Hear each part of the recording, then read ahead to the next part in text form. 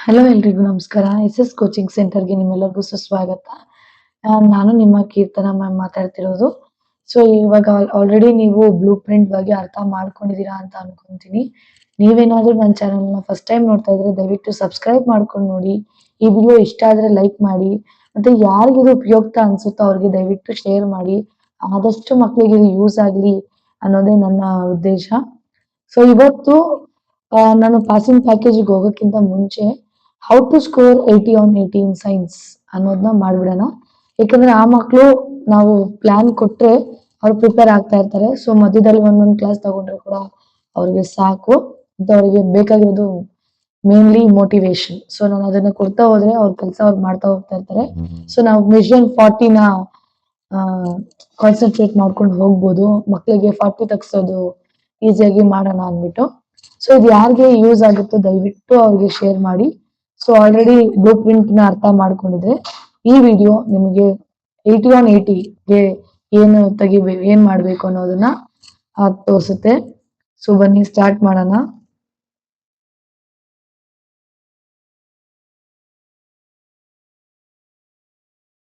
So first how to score 80 on 80. ಇದನ್ನ ನೀವು ಒಂದು ತಿಳ್ಕೋಬೇಕು. ಸೈನ್ಸ್ ಒಂದು ಯಾವ ತರ ಸಬ್ಜೆಕ್ಟ್ ಅಂದ್ರೆ ನಾನು ಫಸ್ಟ್ ಡೇನೆ ಓದ್ಬಿಟ್ಟು ಕ್ರ್ಯಾಕ್ ಮಾಡ್ಬಿಡ್ತೀನಿ. ಇಲ್ಲ ಒಂದು 10 ಡೇಸ್ ಇರುವಾಗ ಓದ್ಕೊಂತೀನಿ ನನ್ಗಾಗುತ್ತೆ ಅನ್ನೋದು ಆ ತರ ಅಲ್ಲ. ಮೇ ಬಿ ನೀವು ಒಂದು 30, 20, 40, 50 ವರೆಗೂ ಹೋಗ್ಬೋದೇನೋ. But you can score 80 on 80 10 to 20 to 20 days. ಅದು ಯಾವ ಸಬ್ಜೆಕ್ಟ್ ಆದ್ರೂ ಅಷ್ಟೇ. But just minimal efforts you can score 100 percent marks. So ಇದಕ್ಕೆ ಫಸ್ಟ್ ಬೇಕಾಗಿರೋದು ನಿಮಗೆ ಕನ್ಸಿಸ್ಟೆನ್ಸಿ.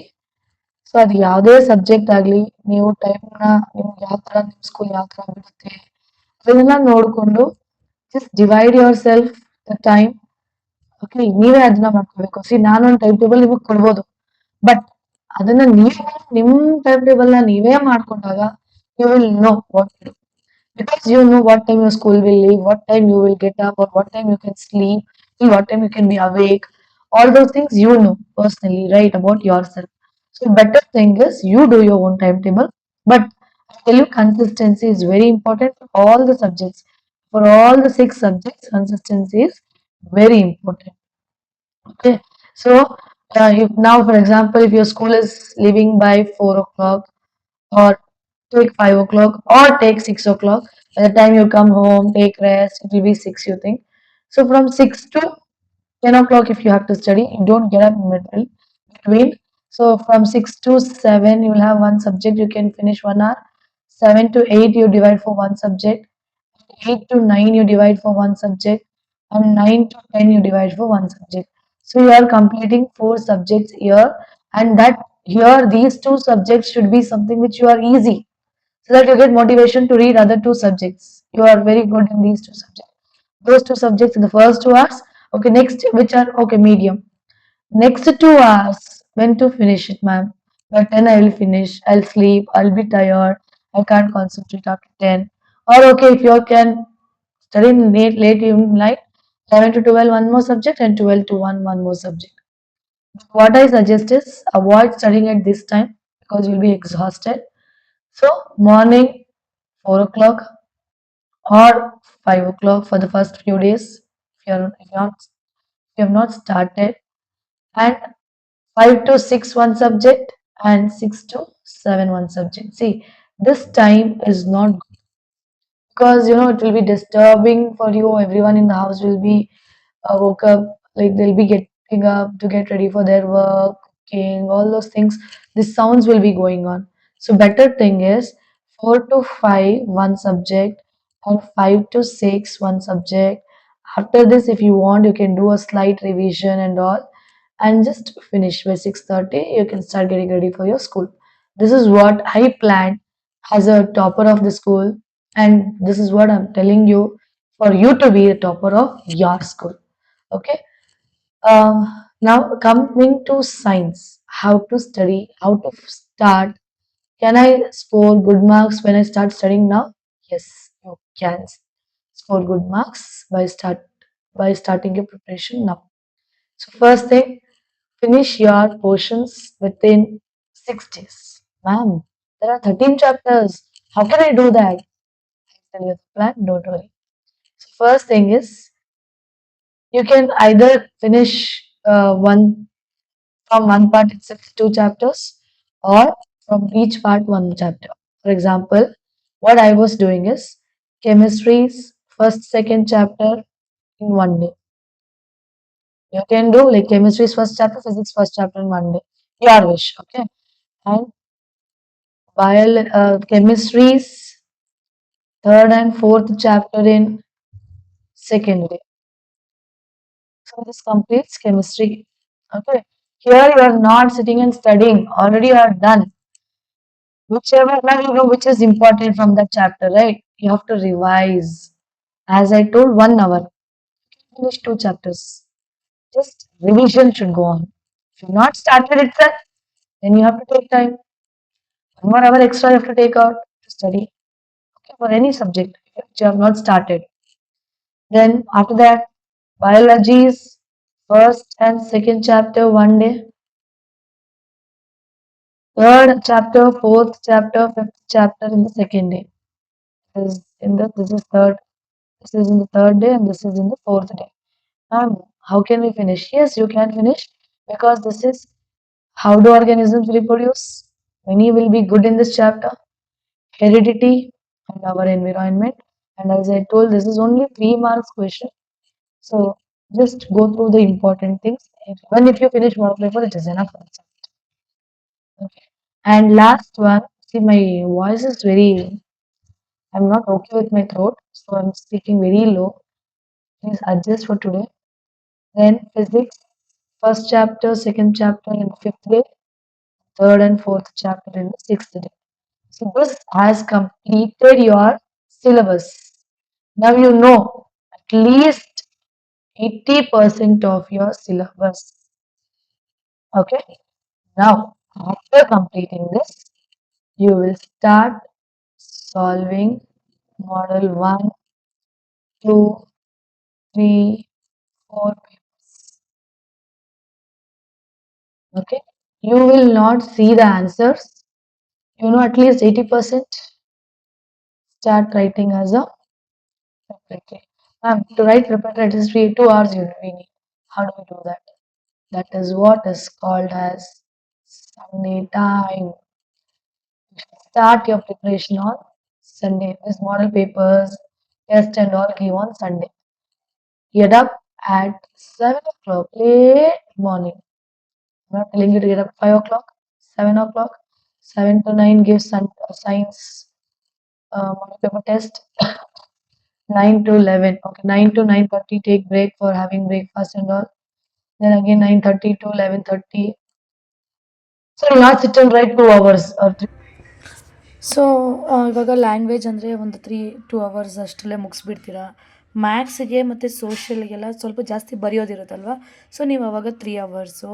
ನಾನೇನು ಹೇಳ್ತೀನಂದರೆ, ಫಾರ್ ಮ್ಯಾಥ್ಸ್ ಎಲ್ಲ ಇವಾಗ ನಿಮ್ಗೆ ಸ್ಟೆಪ್ಸ್ ಗೊತ್ತು, ಎಲ್ಲನೂ ಮಾಡ್ಕೊಂಡು ಕೂತ್ಕೊಂಬಿಡಿ, ಯಾಕಂದರೆ you know it. So short ವೇಯಲ್ಲಿ ಯಾವ ಥರ ಸಾಲ್ವ್ ಮಾಡ್ಬೋದು ನೋಡಿ, ಅದು ಬರ್ತಿದೆಯಾ ನೋಡಿ, ಇಲ್ಲಾಂದರೆ ಸರ್ಕಲ್ ಟೆಕ್ನಿಕ್ನ ಯೂಸ್ ಮಾಡಿ ಸರ್ಕಲ್ ಮಾಡ್ಕೊಳ್ಳಿ ಆ ಕ್ವೆಶನ್ನ. ಸೊ ನೆಕ್ಸ್ಟ್ ಟೈಮ್ ನೀವು ಅದಕ್ಕೆ ಜಾಸ್ತಿ ಇಂಪಾರ್ಟೆನ್ಸ್ ಕೊಟ್ಟು ಆ ಟಾಪಿಕಲ್ಲಿ ಯಾವ್ಯಾವ ಕ್ವೆಶನ್ಸ್ ಇದೆ ಅದನ್ನೆಲ್ಲ ನೀವು ನೋಡ್ತಾ ಹೋಗಬೇಕು. ಸೊ ಈ ರೀತಿ ನಿಮ್ಮ ಸಂಡೇಸ್ನ ಮಾಡಲ್ ಪೇಪರ್ಸ್ಗೆ ಅಥವಾ ಪ್ರೀವಿಯಸ್ ಇಯರ್ ಕ್ವೆಶನ್ ಪೇಪರ್ಸ್ಗೆ ನೀವು ಯೂಸ್ ಮಾಡಿಕೊಳ್ಳೇಬೇಕು, ಯಾಕಂದರೆ you are having only 65 days. ಓಕೆನಾ?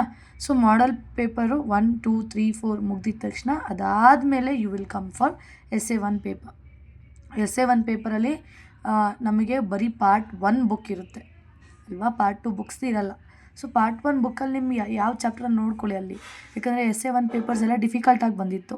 ಸೊ ಅದನ್ನು ನೋಡಿಕೊಂಡು ಯಾವುದು ನಿಮಗೆ ಕಷ್ಟ ಆಗ್ತಿತ್ತು ಆ ಚಾಪ್ಟರ್ಸು, ಇಲ್ವಾ ಅಪ್ಲಿಕೇಶನ್ ಬೇಸ್ಡ್ ಕ್ವೆಶನ್ಸ್ ಯಾವ್ದು ಕೇಳಿದ್ದಾರೆ ಅದನ್ನು ಮುಗಿಸ್ಕೊಳ್ಳಿ. ಅದಾದಮೇಲೆ you will go for preparatory 1, 2, 3 ಅಷ್ಟರಲ್ಲಿ ಮುಗಿಯುತ್ತೆ. ಪ್ರಿಪ್ರೇಟ್ರಿ 1, 2, 3 ಎಲ್ಲ ಮುಗಿದ್ಬಿಡುತ್ತೆ. ಇಷ್ಟೂ ನೀವು ಕವರ್ ಮಾಡಿಕೊಂಡ್ರೆ, ನಾವು already we have finished the revision of science all the chapters within 6 days. ಓಕೆನಾ? ಅದಾದಮೇಲೆ ಮಾಡಲ್ 1, 2, 3, 4 ಪೇಪರ್ನೂ ಮುಗಿಸಿದ್ದೀರಾ, essay 1 ಪೇಪರೂ ಮುಗಿಸಿದ್ದೀರಾ ಅಲ್ವಾ? ಅದಾದಮೇಲೆ ಏನಿದೆ ಇವಾಗ ಪ್ರಿಪ್ರೇಟ್ರಿ 1, 2, 3ನೂ ಮುಗಿಸ್ತೀರಾ ಆಲ್ಮೋಸ್ಟ್ ಬೈ ಫೆಬ್. ಸೊ ಇನ್ನೇನು ಬರೋಕ್ಕೆ ಸಾಧ್ಯ ಇದರಲ್ಲಿ ಆಲ್ಮೋಸ್ಟ್ ನೀವು 70% ಹೇಳೋಕ್ಕಾಗಲ್ಲ, ಅಟ್ಲೀಸ್ಟ್ 50% ಆಫ್ ದ ಸಿಲೆಬಸ್ ಅಲ್ಲ ಕ್ವೆಶನ್ಸ್ನ ಮುಗಿಸಿರ್ತೀರ.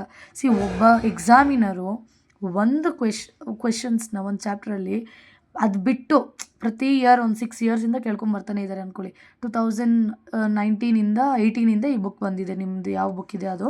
ಸೊ ಅವಾಗಿಂದ ಕ್ವೆಶನ್ಸ್ನ ರಿಪೀಟ್ ಮಾಡ್ತಾನೆ ಇರ್ತಾರೆ.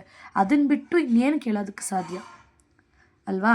ಈ ಡಯಾಗ್ರಾಮ್ಸು ಫಸ್ಟು ನಾನು ಲೂಸ್ ಮಾಡಿದ ಮಾರ್ಕ್ಸು ನನಗೆ 100ಗೆ 89 ಬಂದಿತ್ತು 10th. ಸೊ ನಾನು ಎಲ್ಲಿ ಮಾರ್ಕ್ಸ್ನ ಲೂಸ್ ಮಾಡಿಕೊಂಡೆ ಅಂದರೆ ಡೈಗ್ರಾಮ್ಸಲ್ಲಿ, ಏಕೆಂದರೆ ಅದು ಫಸ್ಟ್ ಇಯರ್ ಆ ಬುಕ್ಸ್ ಬಂದಿದ್ದು. ಸೊ ಟೀಚರ್ಸಿಗೂ ಯಾವ ಡೈಗ್ರಾಮ್ಸ್ ಬರುತ್ತೆ ಅನ್ನೋ ಐಡಿಯಾ ಇರಲಿಲ್ಲ. ಸೊ ಆವಾಗ ನಾನು ಆ ಡೈಗ್ರಾಮ್ಸು ಮತ್ತು ನನ್ನ ಡ್ರಾಯಿಂಗಲ್ಲೂ ಅಷ್ಟು ಚೆನ್ನಾಗಿಲ್ಲ. ಸೊ ಆವಾಗ ಅದರಿಂದ ಮಾರ್ಕ್ಸ್ ಹೋಯಿತು. ಫಸ್ಟ್ ನಿಮಗೆ ಬರಲ್ಲ ಅಂದರೆ ದಯವಿಟ್ಟು ಡಯಾಗ್ರಾಮ್ಸ್ನ ಪ್ರಾಕ್ಟೀಸ್ ಮಾಡ್ಕೊಳ್ಳಿ. ಅದಾದಮೇಲೆ you will solve all these model 1 2 3 4 paper. ಆಮೇಲೆ ಆಫ್ಟರ್ ಫಿನಿಷಿಂಗ್ ಎವ್ರಿಥಿಂಗ್ ನಿಮ್ಗೆ ಅನಿಸುತ್ತಲ್ವಾ, ಓಕೆ PYQ ನನಗೆ ಎಲ್ಲರೂ 100% ಇದೆ, ರಿವಿಷನ್ ಮಾಡ್ಕೊಂಡಿದ್ದೀನಿ, ಮಾಡಲ್ 1 2 3 4 ಪೇಪರ್ಸ್ ಬರುತ್ತೆ, 7 ಪೇಪರ್ ಬರುತ್ತೆ, ಪ್ರಿಪ್ರೇಟರಿ 1 2 3 ಪೇಪರ್ ಬರುತ್ತೆ, ಅದರಲ್ಲಿ ಯಾವ ಕ್ವೆಶನ್ನ ನನಗೆ ಕೇಳಿದ್ರೇನೋ ನಾನು ಮಾಡ್ಕೊಂಬಿಡ್ತೀನಿ ಗೊತ್ತು ನನಗೆ ಅನ್ನೋದಾದರೆ ಮಾತ್ರ then you go for LBA papers or previous year question papers. So ನೋಡಿ, ಇಲ್ಲಿ ನಿಮಗೆ 6 days ರಿವಿಷನ್ ಆಯಿತು. ಮಾಡಲ್ 4 ಪೇಪರ್ಸ್ಗೆ ಅಟ್ಲೀಸ್ಟ್ 4 to 5 days ಬೇಕು, 4 model papers. essay 1 preparatory 1 2 3 papers ಮಾಡೋಕ್ಕೆ 8 days. ಟೋಟಲ್ ನಿಮ್ಗೆ 19 ಡೇಸಲ್ಲಿ ಇಷ್ಟನ್ನ ಮುಗಿಸ್ತೀರಾ. 50% is done. But you have how many days? 50 days more.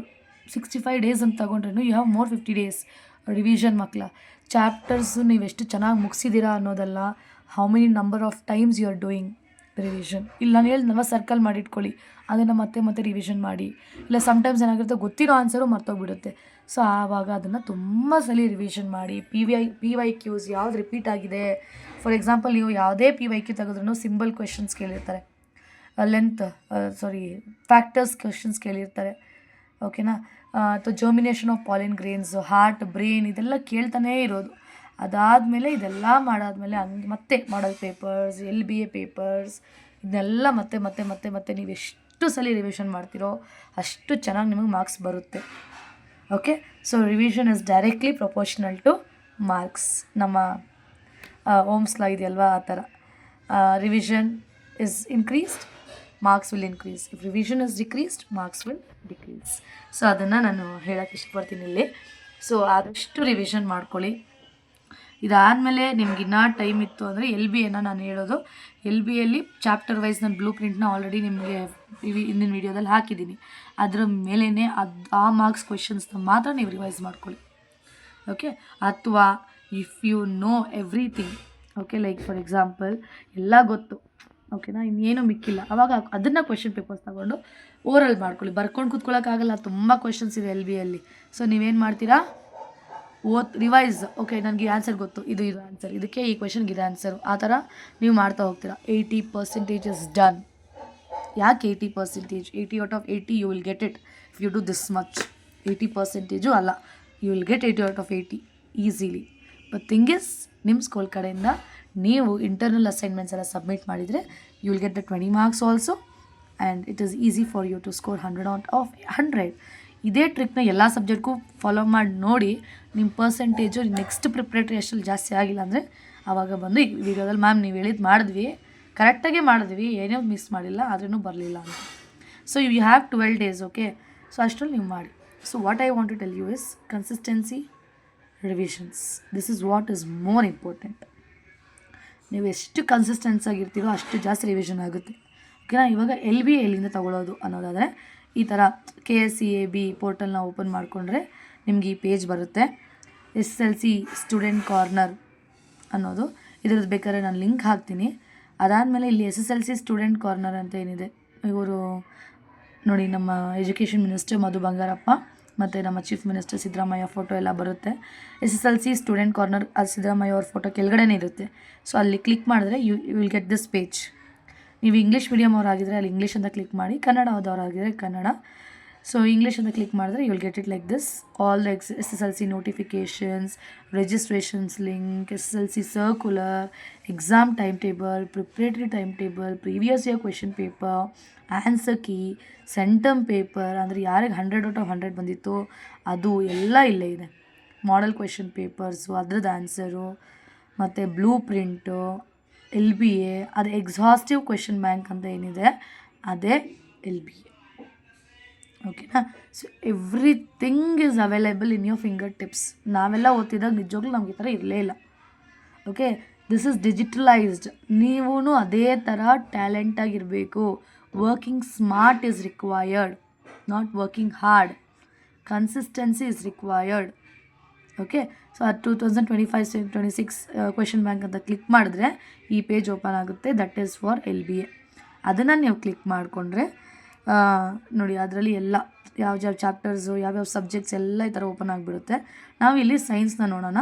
Science ಅಂತ ಕ್ಲಿಕ್ ಮಾಡಿಕೊಂಡ್ರೆ ಅದು PDF ನಿಮ್ಗೆ ಆಟೋಮೆಟಿಕ್ಕಾಗಿ ಅದೇ ಓಪನ್ ಆಗುತ್ತೆ. You can use it in phone or in laptop. Okay, so better what I suggest is, children, you are 10th standard, so your mind will be like going here and there. Better take out, print out and keep it. Okay, so again I'm repeating, consistency is the key to success. Even if you miss 1 day 2 day, it's okay, no problem, but be consistent. Okay na, adashtu consistent agiri. Success is in your hands, children. ಇದು ಯಾರ್ಯಾರಿಗೆ use ಆಗುತ್ತೆ ಈ video ದಯವಿಟ್ಟು ಅವ್ರಿಗೆ share ಮಾಡಿ. ಇದು ಜಾಸ್ತಿ ಜನಕ್ಕೆ ರೀಚ್ ಆದ್ರೇ ನಮಗೂ, ನಾನು ಮಾಡಿದ್ದಕ್ಕೂ ನನಗೆ ಸಾರ್ಥಕ ಅನಿಸುತ್ತೆ. ಎಲ್ಲ ಮಕ್ಕಳು ಅದನ್ನು ಯೂಸ್ ಮಾಡ್ಕೊಂಡು ಟ್ರಿಕ್ಸ್ನ ಫಾಲೋ ಮಾಡಿಕೊಂಡು ಅವರು ಚೆನ್ನಾಗಿ ಮಾರ್ಕ್ಸ್ ತೆಗಿಲಿ ಅನ್ನೋದೇ ಈ ವಿಡಿಯೋನ ಉದ್ದೇಶ. ಓಕೆ, ಈ ವಿಡಿಯೋ ಇಷ್ಟ ಆಗಿದ್ರೆ ಲೈಕ್, ಶೇರ್, ಕಮೆಂಟ್ ಮಾಡಿ. ಇಂಪಾರ್ಟೆಂಟ್ ಕ್ವೆಶನ್ಸ್ ವಿಡಿಯೋನ ನೆಕ್ಸ್ಟ್ ವೀಡಿಯೋಸಲ್ಲಿ ಹಾಕ್ತಾ ಹೋಗ್ತೀನಿ. ಆ್ಯಕ್ಚುಲಿ ಟೈಟ್ ಶೆಡ್ಯೂಲ್ ಇದೆ. ನಾವು 10th ಟೀಚರ್ಸ್ ಆಗಿರೋದ್ರಿಂದ ತುಂಬ ಕರೆಕ್ಷನ್ಸ್ ಇದೆ. ಅದಕ್ಕೋಸ್ಕರ ಬೇಗ ಹಾಕ್ತೀನಿ. Thank you.